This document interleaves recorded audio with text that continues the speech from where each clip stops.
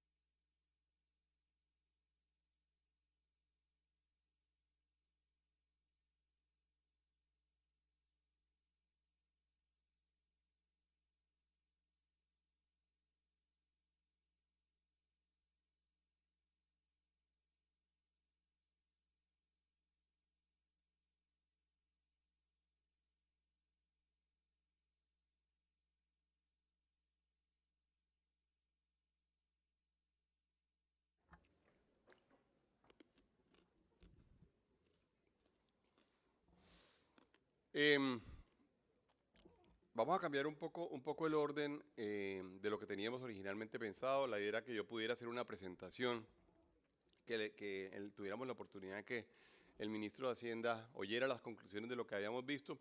Nos vamos a encargar de que él reciba las conclusiones. Los invito a sentarse, los invito a entrar.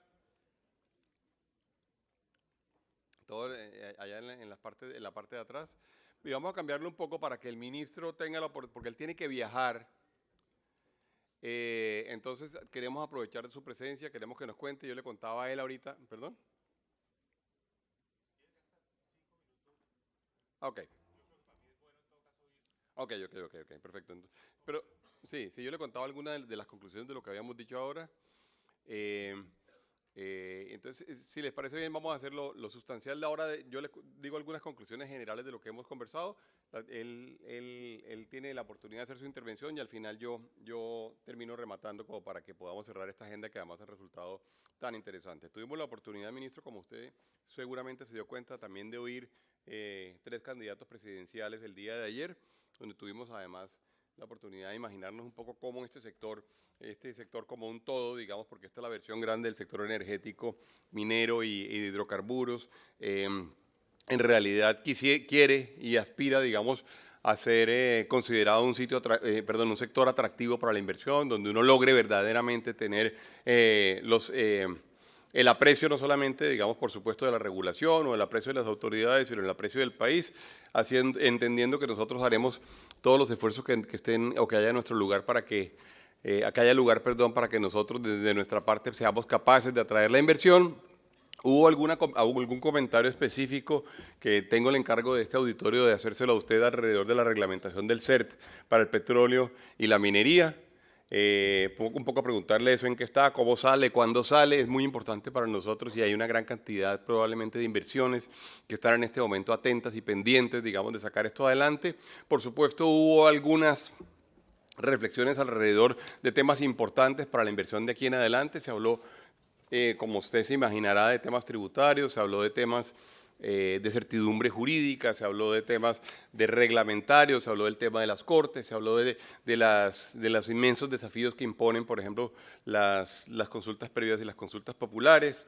Se habló de, aquí el viceministro, que es la única persona que yo he visto en Cartagena con bufanda. Yo voy a ver que le tomen una foto para el diario El Universal. Hay una persona en Cartagena que tiene bufanda. Con el viceministro hablamos del código de minas. ¿Eh? El tipo de Hueles, el tipo sí. No hay nada pero por favor los medios que le tomen una foto aquí a un viceministro con bufanda en Cartagena. La verdad es que ha sido un diálogo abierto, un diálogo sincero. Hemos tenido oportunidad nosotros mismos también de reconocer, digamos, dónde están los grandes desafíos que desde el punto de vista del sector privado tenemos por delante. Hemos hablado también con el ministro de Minas, y esto es muy importante porque usted seguramente va a ser parte de ello, de todo lo que se viene ahora, por ejemplo, en términos de expansión de generación. de cómo van a ser las subastas, de qué estamos esperando en este momento, por supuesto, la oportunidad que tengan eventualmente las energías renovables no convencionales frente, en todo caso, a las convencionales. Hablamos también de las oportunidades que existan, digamos, y esto digamos, hay que plantearlo así, muy claramente, y en esto fuimos especialmente con el sector petrolero, de las oportunidades que existan, digamos, de tener el petróleo con tecnologías no convencionales, de lo que eso significa para el país, de cómo tenemos que tomar una decisión. Hablábamos y decíamos que ojalá todo este sector fuera visto por todo el mundo con el mismo aprecio que, por ejemplo, se ve al turismo. Colombia se siente muy orgullosa de lo que pasa hoy en día con el turismo, todo el mundo habla de ello, lo hacen ustedes los funcionarios públicos, pero lo hacemos también el resto de ciudadanos y de empresarios. Ojalá, digamos, en términos de receptividad de lo que hace este sector, que es más del 50% de las exportaciones como un todo y más del 25% de la inversión extranjera directa, eventualmente sea considerado verdaderamente en términos de su aceptabilidad como un sector en el cual queremos trabajar.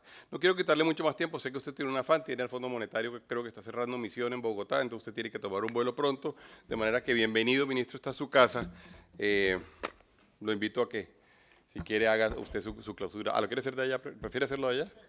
Ok, listo.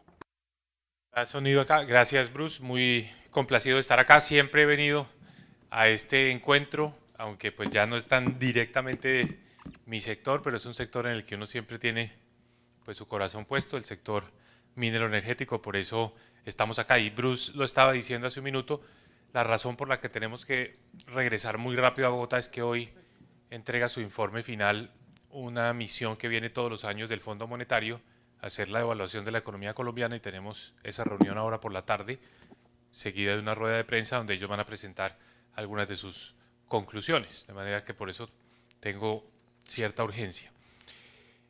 A ver, voy a pasar rápidamente sobre 2 o 3 puntos en esta presentación, si por aquí hay 2 o 3 ideas, y después entramos en los temas de la discusión y las preguntas específicamente. Pero afortunadamente este primer slide habla exactamente de la pregunta que hizo Bruce. ¿Cómo va el tema de los CERT, a la inversión en exploración tanto en petróleo como en minería? Entonces, ¿cuál es la idea acá? ¿Cómo va a operar este mecanismo? Se fijó el cupo del CERT, cosa que ya ocurrió, y tenemos que definir el rango de precios. ¿Cuál va a ser el precio a partir del cual entra a operar el CERT? ¿Qué estamos esperando?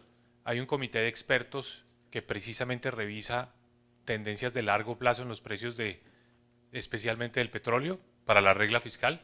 Ese comité se va a reunir en estos días y sobre la base de la información que ellos nos den como el precio de largo plazo, hay que tomar la definición de cuál es el precio que se va a utilizar para activar este CERT.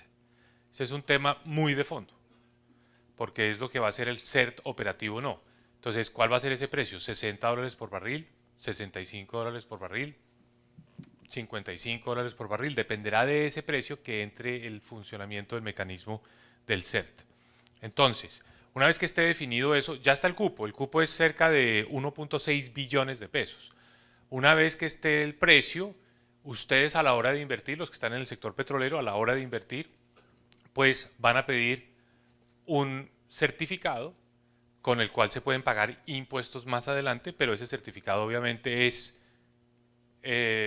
transable en el mercado de valores, y la empresa que quiera de una vez poder tener acceso a esos recursos lo puede vender con su descuento que le fije el mercado. Quien tenga el título pues lo puede redimir a partir del año 3 y hasta el año 5 desde el momento en que se expida. Entonces, la resolución que fija el cupo de 1.6 billones de pesos está publicada para comentarios, y tenemos que producir otra resolución que, insisto, es la que va a fijar el precio, ¿no? Y ese precio lo tenemos que definir conjuntamente con el Ministerio de Minas. Muy bien.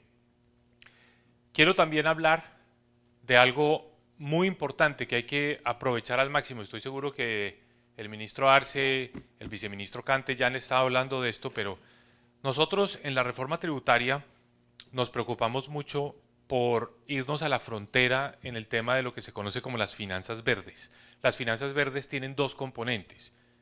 El componente de disuasivo para reducir las emisiones de CO2 por la vía de impuestos, pero también tienen un componente más proactivo, buscando más inversiones. Entonces, el componente disuasivo por la vía de los impuestos fue el impuesto al carbono, $5 por tonelada de CO2, 15.000 pesos. Ayer precisamente estaba hablando con el directorio del Banco Mundial, el grupo de países que hacen parte del consejo directivo, la junta directiva del Banco Mundial, y uno de los temas que más aplauden de Colombia es que fuimos capaces de introducir el impuesto al carbono, a todas las emisiones de CO2, $5 por tonelada. Eso el año pasado significó un recaudo de cerca de 500.000 millones de pesos. ¿Ha habido alguna controversia reciente en los medios sobre el uso de estos recursos? El uso de estos recursos es para proteger nuestra biodiversidad. No tiene otra, no hay otra lectura posible. Todo es para proteger la biodiversidad, incluyendo la erosión costera. Y ahora que estamos aquí en Cartagena, incluyendo la construcción de los espolones que se han ido dañando a través del tiempo y que tienen prácticamente a Cartagena en el segmento de Boca Grande sin playas. Entonces, ese es el tipo de inversiones que se hacen con estos recursos. Las empresas que tengan que pagar el impuesto al carbono, pero que quieran compensar esas emisiones con proyectos, por ejemplo, de reforestación, lo pueden hacer. Y el Ministerio de Ambiente ya expidió la reglamentación para, por ejemplo, las aerolíneas, las cementeras que quieran neutralizarlo, hacerlo. Ya se sabe cuáles son las reglas de juego y ya hay varias solicitudes que están en este momento en marcha, de empresas que van a hacer, por ejemplo, proyectos en energías renovables o en maderas, en proyectos forestales para no pagar el impuesto al carbono. Eso es muy interesante. El impuesto a las bolsas plásticas redujo el consumo el año pasado en un 30% y seguramente va a seguir reduciendo ese consumo de bolsas plásticas. Estoy en una controversia con la ex primer ministro de Nueva Zelanda por Twitter, porque ella dice que esto es mejor simplemente prohibir las bolsas plásticas. Yo le digo que no, que es mejor un impuesto, porque el impuesto produce un recaudo y ese recaudo se puede también utilizar a las causas de la conservación ambiental, pero nosotros estamos en la frontera de toda esa conversación. Pero lo que realmente quiero comentar es la otra cara de las finanzas verdes, que son los incentivos. Y dentro de los incentivos, la exención del impuesto de renta por 15 años a todas las inversiones en energías renovables no convencionales. Biomasa, energía eólica, energía solar. Ya hay una solicitud de proyectos que está en la UPME. Eso es muy importante porque estos proyectos hoy ya son de bajo costo, ya hay inversiones que son muy rentables, pero al mismo tiempo van a tener exención plena del impuesto de renta. Y hay unos recursos pequeños que vienen del sistema interconectado, el sistema de transmisión, para un fondo que se creó que es FENOGE, que puede apoyar desde el Ministerio de Minas pues las inversiones en proyectos de autogeneración orientadas a estratos 1, 2 y 3 que mejoren la eficiencia. También cambio en el parque automotor. El IVA se redujo al 5% para las bicicletas. Esto es muy importante, las bicicletas de menos de 1,5 millones de pesos, para los vehículos eléctricos y para los vehículos híbridos. Es decir, una reducción muy importante frente al IVA general del 19%. Y adicionalmente se estableció un cupo muy amplio, que realmente no debe ser preocupación en este momento porque es suficientemente amplio para importar sin aranceles a los vehículos eléctricos y a los vehículos y a los híbridos un arancel del 5% versus un arancel del 35% para los vehículos tradicionales. Y toda la maquinaria que se importe, que las empresas puedan demostrar que reduce emisión de gases de efecto invernadero, está excluida del IVA. Esto es muy importante. Entonces, como ustedes ven, ya hay una gran cantidad de proyectos que están buscando estos beneficios tributarios. En energía eólica, 925 megavatios. Proyectos que han sido ya inscritos, que están haciendo su trámite. O en energía solar, 214 megavatios. Esto es muy importante. Para eso también, especialmente para los de la energía eólica, la línea de transmisión a La Guajira es fundamental para hacer viables estos proyectos. Pero lo que quiero decir es que ya hay 1.200 megavatios que están buscando beneficiarse de estos incentivos. Petróleo. Estaba viendo por aquí a Felipe Bayón, no sé si ya se fue, Felipe, pero sé que estuvo hablando con ustedes de todo lo que se ha dicho sobre Ecopetrol en esta semana, que es muy importante y que realmente es una transformación, yo la he llamado estructural y sostenible en las finanzas de Ecopetrol. Hay un dato que quisiera reforzar yo, enfatizar, y es el CAPEX de Ecopetrol. El CAPEX de Ecopetrol llegó el año pasado a su nivel más bajo. Eso hace aún más meritorio que Ecopetrol haya podido seguir produciendo más o menos los mismos 715.000 barriles por día, a pesar de que el CAPEX se redujo considerablemente. Pero hacia adelante, lo más importante que va a poder hacer Ecopetrol con las mayores utilidades y con su mayor flujo de caja es aumentar el CAPEX. De hecho, se prevé para este año que el CAPEX pase a 4.153 millones de dólares. Y algo muy importante, la parte gris de esas barras, que es el downstream, que es esencialmente las refinerías, que consumieron 2.000 millones de dólares por año, fíjense el monto del 2013, del 2014, del 2015, ya ahora son unas inversiones mucho más marginales de mantenimiento, especialmente en la refinería de Barranca, algunas mejoras en la refinería, pero eso libera un porcentaje muy importante del presupuesto de inversión de Ecopetrol para las inversiones en lo que corresponde a la barra azul clara, que son las inversiones en producción, es decir, poder reforzar la perforación de pozos en las áreas donde tenemos que mejorar la recuperación. Eso es importantísimo. Entonces, fíjense ustedes que realmente el cambio en el CAPEX de Ecopetrol y la forma como aumenta el nivel y la composición a favor de la producción es muy, muy trascendental.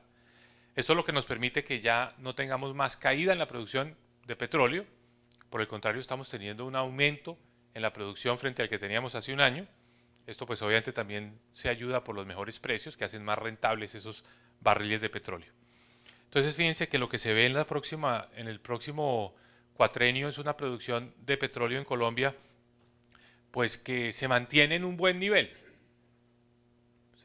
No tiene una caída como la que se pensaba hace unos meses. Yo recuerdo que hubo algún anuncio de la ACP hace un tiempo diciendo que la producción de petróleo de Colombia podía bajar a niveles inferiores a 600.000 barriles. No es lo que se está viendo hoy en día, con los niveles de CAPEX de Ecopetrol y con los niveles de precio actual. Un punto.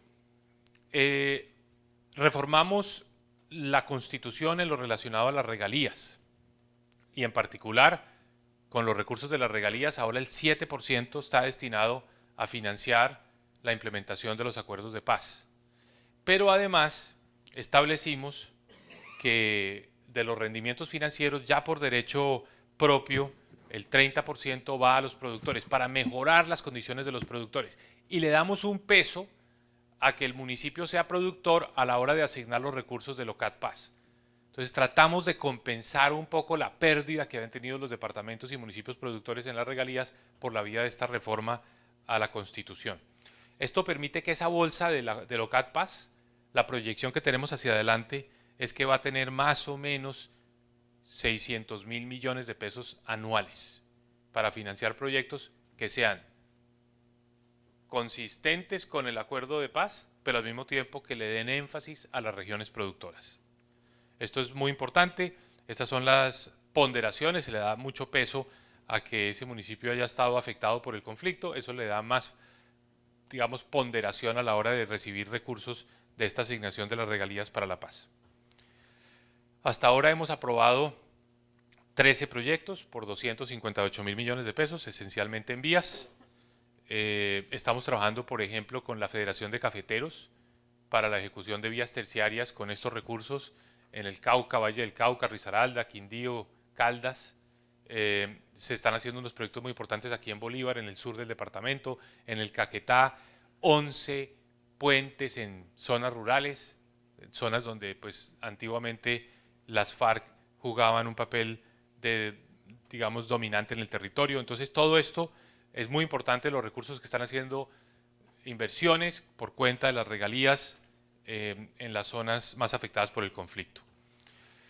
Bueno, voy a ir directamente a otro punto y es hemos ahorrado. Eso es muy importante. Esto nos lo destacó mucho Moody's en su última evaluación. De las regalías hemos ahorrado montos considerables. A la fecha tenemos más o menos 3.000 millones de dólares ahorrados en el Fondo de Ahorro y Estabilización en dólares y hemos ahorrado más o menos 6 billones de pesos en el FOMPET para el pago de las pensiones. El ahorro ha sido fundamental en el manejo de las regalías. El año pasado, de la bolsa total de regalías se aprobaron proyectos por 6 billones de pesos, que este año se van a ejecutar y este año eso le va a ayudar muchísimo a la actividad económica, especialmente obras civiles. Fíjense, las barras azules son los proyectos del año pasado en materia de infraestructura de transporte. Todo eso se convierte en PIB este año. Voy a saltarme esto. El petróleo nos vuelve a dar ingresos fiscales con los anuncios de esta semana de dividendos por parte de Ecopetrol, lo que tenemos programado en pago de impuestos. Este año el petróleo va a dar 7.4 billones de pesos de ingresos al gobierno nacional. Eso es importantísimo. Eso es más o menos el 5% de los ingresos del gobierno. No es lo que era antes, que fue 20% de los ingresos del gobierno, pero ayuda. De hecho, aquí se ve, en una perspectiva un poco más histórica, lo que aporta el petróleo a las finanzas del gobierno como porcentaje del PIB. Este año 0,8% del PIB. Esa es una cifra parecida a la que tuvimos en el 2010. Incluso cuando uno la compara con la visión histórica,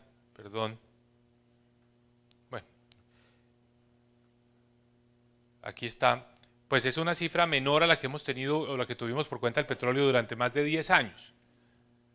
Pero es positiva nuevamente, lo cual es muy favorable.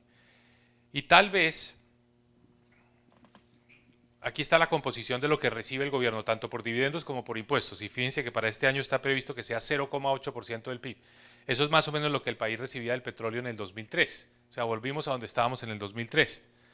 Es mucho menos de lo que recibimos en años como el 2008, 2007, 2009, el 2012, 13, 14, pero es algo positivo nuevamente, después de unos años en los que esto estuvo en ceros.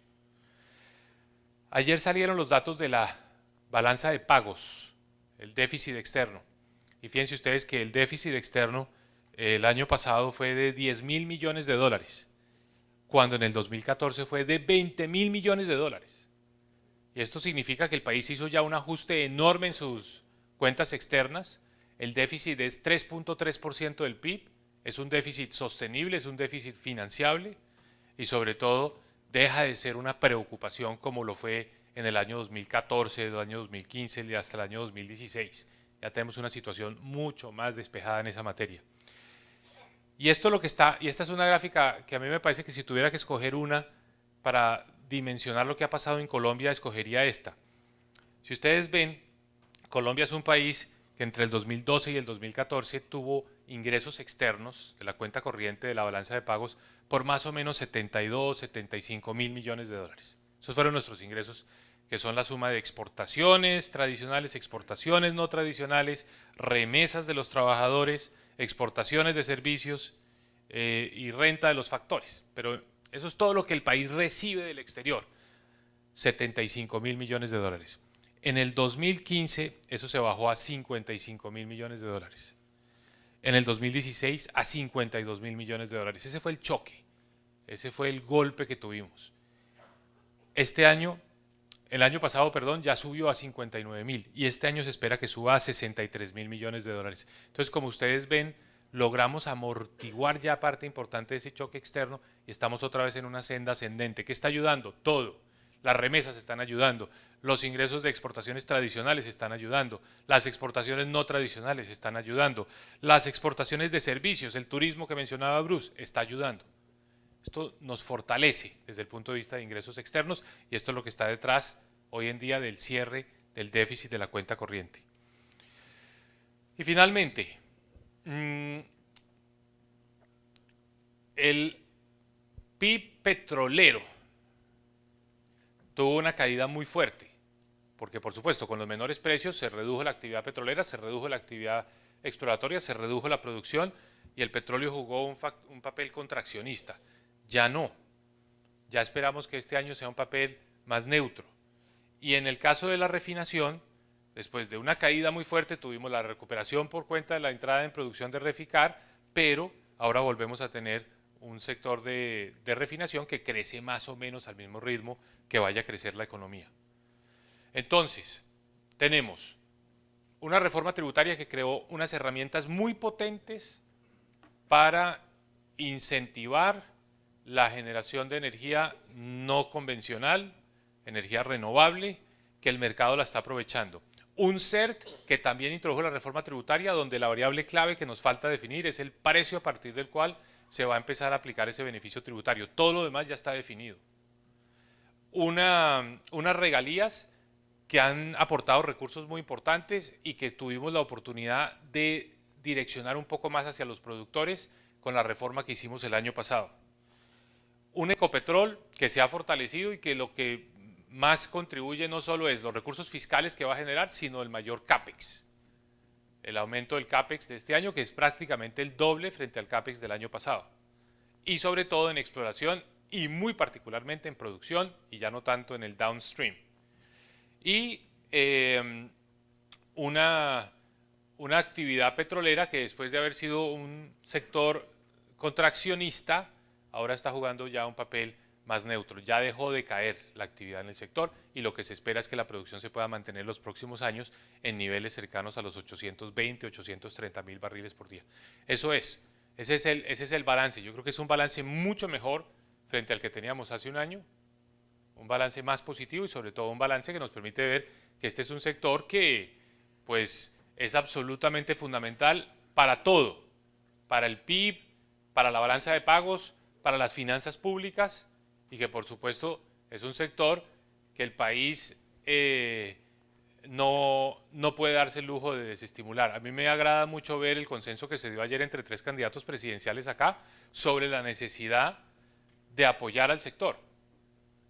Porque ahora que tenemos un mejor momento, una mejor coyuntura, unos mejores precios, pues no podríamos nosotros mismos, sería un verdadero contrasentido, ponerle más trabas. Es un sector que necesitamos que fluya y para eso todos sabemos que se requiere resolver el problema de las consultas previas y el de las consultas populares. Yo sobre las consultas populares debo decir que aquí se ha dicho mucha cosa, ha habido mucha retórica, hay muchos argumentos, pero cosas concretas, la decisión del Ministerio de Hacienda de plantear a los municipios que quieran hacer consultas, si quieren hacer consultas, las tienen que financiar con sus propios recursos. Porque ese expediente de convocar una consulta minera o una consulta petrolera, una decisión que toma un consejo municipal y pensar que la cuenta la va a pagar el gobierno nacional, no es correcto, no tiene sustento legal. El municipio que quiera hacerlo lo tiene que financiar. Es muy sencillo hacer populismo en lo local por cuenta del gobierno nacional que viene a pagar los costos de esas consultas. Nosotros hemos dicho no, nosotros no tenemos la competencia para eso y eso afortunadamente ha significado que muchos municipios piensen 2 veces antes de hacer esas consultas. Obviamente yo sé que hay mucha presión, la hemos tenido en muchos sitios, en el Meta, en Quindío, pero el Ministerio de Hacienda se ha parado en eso en la raya. Y muchas de esas consultas no se han hecho precisamente porque nosotros consideramos que eso no se puede financiar con recursos del gobierno nacional. Ese es un hecho concreto y puntual que genera ataques, críticas, que lo hace a uno impopular, sobre todo en esas comunidades, pero lo que hacemos es lo correcto, porque sabemos que esas consultas, y lo vemos con todo lo que se está diciendo y las encuestas que hicieron en Cajamarca en las últimas semanas, donde el municipio ha perdido 2.000 empleos y la gente hoy está totalmente arrepentida de haber votado como votó. Entonces nosotros tenemos que ser conscientes de que esas consultas muchas veces se manipulan electoralmente, sirven como salvavidas políticamente para quienes están en dificultades, pero afectan fuertemente la calidad de vida de las personas en el corto, mediano y largo plazo, porque frenan una inversión que se requiere para mantener dinámica la economía en las regiones. Entonces, por eso nosotros somos muy, muy conscientes de que esas consultas, en el caso de las consultas populares, hay que ser absolutamente contundentes que no son los recursos del gobierno nacional los que van a entrar a financiarlas, y esa ha sido la posición del Ministerio de Hacienda. Muy bien, Bruce, eso es todo. Bueno, ministro, muchas gracias. No sé si usted tiene que viajar, me imagino. Pues sí, pero no hablamos mucho, Cante, del CERT minero, que yo hablé más del CERT petrolero. Y como sé que aquí también hay muchos mineros, ¿por qué no habla usted un poco de eso? ¿Cómo vamos con el CERT minero? Cante ya habló aquí, ¿No? pero cuénteles, ¿cómo vamos con el ser minero, vice?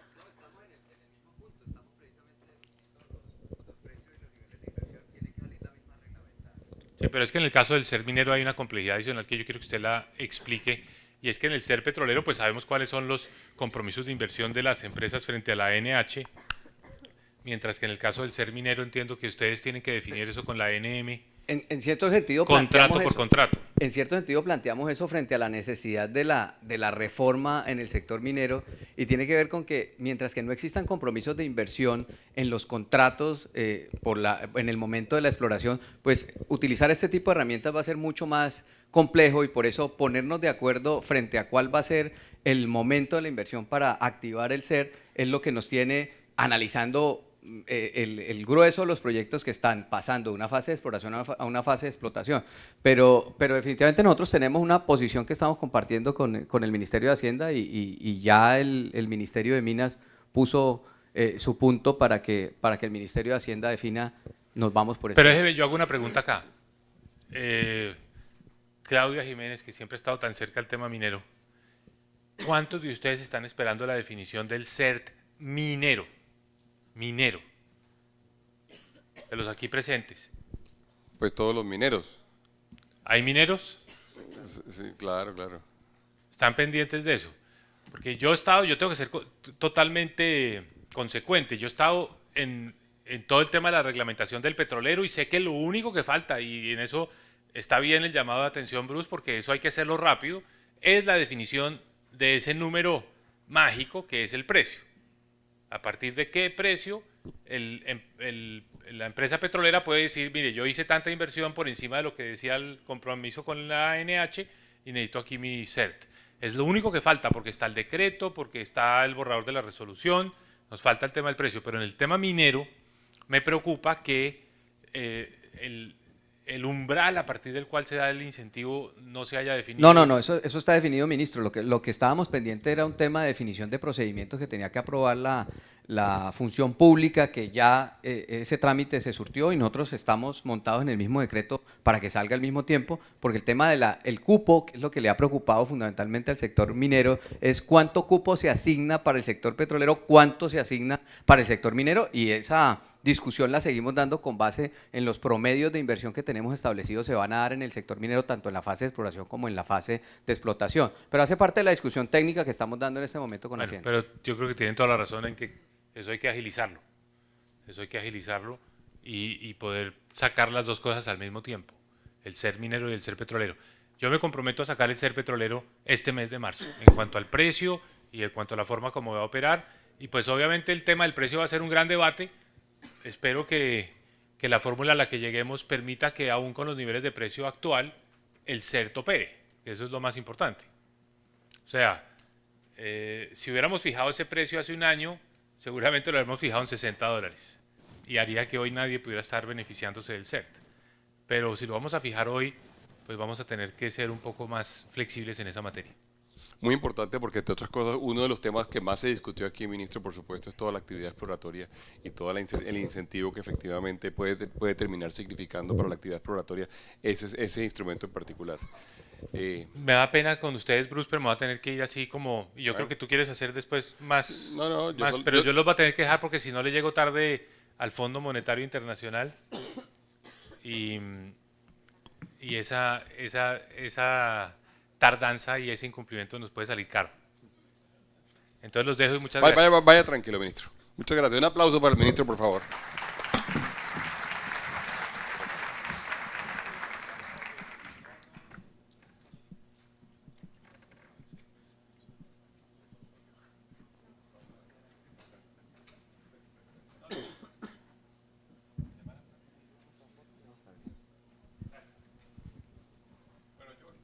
En realidad ya creo que casi todo está dicho, no quiero tomar mucho más de su tiempo, yo sé que muchos de ustedes ya quieren irse a almorzar, quiero en todo caso, digamos, resaltar que por allá, ministro. Quiero simplemente resaltar algunas cosas que se dijeron aquí. Voy a cerrar en muy pocos minutos. Quiero en todo caso que ustedes sean conscientes de que llevamos a cabo también una rueda de negocios donde participaron 117 empresas, 16 empresas grandes compradoras. Hubo más de 180 citas, además el Reino Unido nos acompañó con 20 empresas que estuvieron presentes y la misión británica fue muy activo y además evidentemente quedaron una gran cantidad de expectativas de negocios que estamos cerrando. Si uno se quisiera llevar algunos, y les voy a solamente decir titulares, no voy a profundizar en nada, algunos titulares de lo que sucedió en este par de días, yo les diría, evidentemente tuvimos un par de años complejos, tenemos en este momento un año definitivamente mejor, pero las expectativas deberían ser mejor, primero. Segundo, Colombia tiene que tomar una decisión de apoyar este sector y nosotros tenemos que además de alguna forma trabajar con las autoridades, trabajar con medios de comunicación, trabajar con comunidades y lo debemos hacer. Tercero, en términos de encadenamientos hay una inmensa posibilidad y de alguna forma lo mencionó el almirante cuando estuvo aquí, lo había mencionado yo en mi presentación de por la mañana, pero hay una inmensa oportunidad de inclusive hemos llegado a algunas conclusiones en donde si uno realmente lograra hacer encadenamientos un poco más profundos, donde pudiéramos desarrollar proveedores y trabajos de certificaciones especialmente y de tecnología, seguramente podríamos llegar a impactar cerca del 6% del Producto Interno Bruto colombiano, lo cual por supuesto nos ayuda a que el sector sea además mejor recibido en todos los sentidos.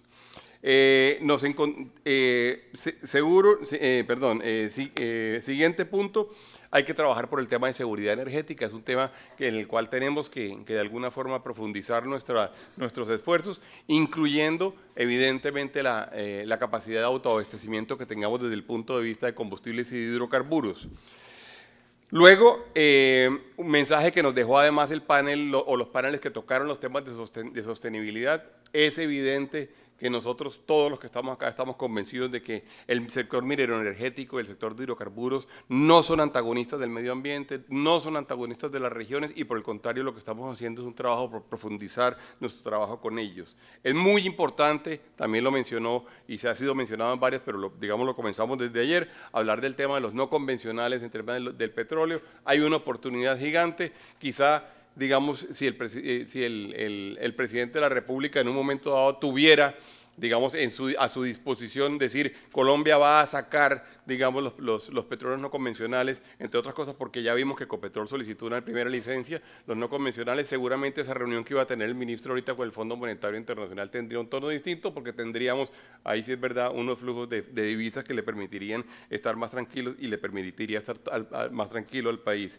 En términos de la demanda, se habló de movilidad sostenible, tema importantísimo que entre otras cosas puede generar definitivamente nuevas líneas de negocios para todos los que están metidos en el tema energético. En eso, por supuesto, hay un alto componente de innovación, un alto componente de tecnología.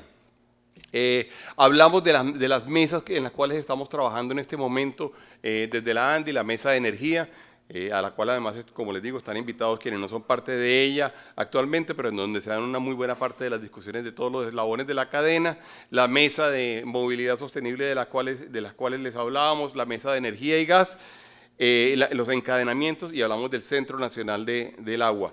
Hubo una discusión muy importante alrededor de la planta de regasificación en el Pacífico, proyecto que evidentemente se presenta como una nueva oportunidad para Colombia, proyecto que se presenta como una nueva oportunidad para el occidente, seguramente va a haber durante los próximos meses algunas definiciones que permitan saber cómo se va a hacer, cómo se va a financiar, cuál es el modelo económico con el cual se va a trabajar.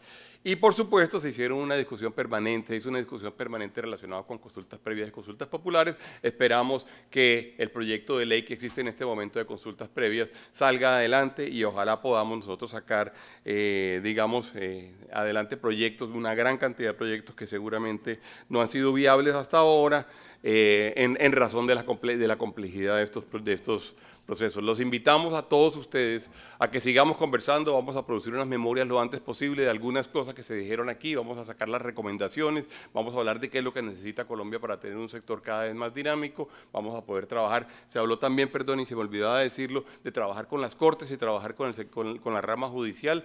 Decía Felipe Márquez, creo que había que trabajar además en educarlos en el tema minero energético, porque de alguna forma allí es importante que ellos sepan de qué están hablando, cómo están hablando, por qué toman las decisiones y por qué en un momento dado inclusive se le ponen obstáculos a algunos proyectos. Les hablaba yo a ustedes del Observatorio de Jurisprudencia alrededor de este tema que hemos constituido con la CM y invitamos a CEPE para que también pudiéramos trabajar. Muchos temas. La agenda está llena de temas, la agenda está llena de retos, la agenda está llena de desafíos. Les agradezco a ustedes haber estado estos 2 días de agenda académica, de agenda política acá. Para nosotros desde la ANDI, por supuesto, es un verdadero honor poder convocar, digamos, a la versión grande del sector minero energético y del sector petrolero colombiano. Muchas gracias a todos ustedes.